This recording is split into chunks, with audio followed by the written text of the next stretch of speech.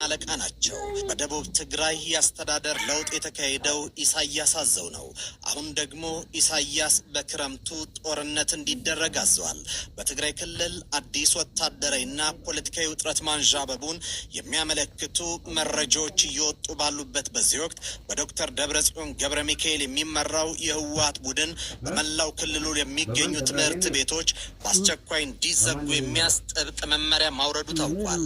ይህ የህወሓት አመራር ያሳለፈው ውሳኔ ሁለት እጅግ አንገብጋቢ ጥብቅ ይዘት ያላቸው አዋጆችን ያካተተ ሲሆን የመጀመሪያው ክልሉን በአስቸኳይ ጊዜ አዋጅ ለመምራት መዘጋጀቱ ሲሆን ሁለተኛው ደግሞ በ20 ቀናት ውስጥ በመላው ትግራይ የሚገኙ ትምህርት ቤቶች ሙሉ በሙሉ እንዲዘጉ ማድረግ ነው።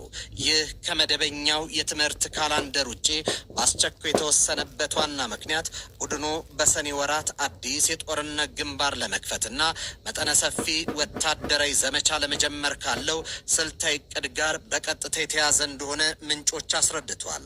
ለዚህ አዲስ የጦርነት ዙር ከፍተኛ ዝግጅት እያደረገ ያለው ህወሓት በትግራይ ክልል ከመደበኛ ጊዜ በአንድ ወር ቀድሞ ትምህርት እንዲዘጋ የወሰነ ሲሆን ከፍተኛ የጦርነት ስጋትና ውጥረት በፈጠረበት በዚህ ወቅት ትምህርት ቤቶች በአስቸኳይ ተማሪዎቻቸውን ፈትነው እንዲያሰናብቱ ጥብቅ ማሳሰቢያም ተላልፏል።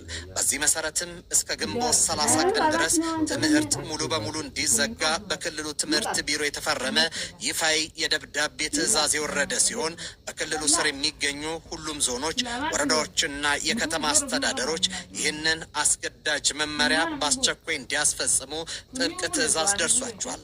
ይህ ስልታዊና ወታደራዊ ይዘት ያለው ውሳኔ የተላለፈው ደብረጽዮን ገብረ ሚካኤል የጠቅላይ ሚኒስትር አብይ አህመድን የፖለቲካ ውሳኔ ወደ ጎን በመተው ጀነራል ታደሰ ወረደን ከመዋቅሩ ካስወገዱና የህወሓትን ቁልፍ የደጀን ቢሮ ሙሉ በሙሉ ከተቆጣጠሩ በኋላ መሆኑ የጉዳዩን ስትራቴጂያዊ ክብደት ከፍ ያደርገዋል። የጀነራል ታደሰ ወረደን ቢሮ ተቆጣጥረው ጀነራል ታደሰን ካገለሉ በኋላ ለመጀመሪያ ጊዜ ባደረጉት የካቢኔ ስብሰባ ላይ በዋናነት የተወያዩት ስለ ዓመቱ የትምህርት ጊዜ ሰሌዳ ነበር። ይህ ካቢኔው ስለ ትምህርት ካላንደር መወያየቱ ከተገለጸ ከጥቂት ቀናት በኋላ ነው ትምህርት ቤቶች ተማሪዎቻቸውን እንዲያሰናብቱ መመሪያ ወረደው። ክልሉ ከፍተኛ የፖለቲካና የውስጥ ውጥረት ውስጥ በገባበት በዚህ ወሳኝ ወቅት የዓመቱ ትምህርት ከመደበኛ ጊዜ አንድ ወር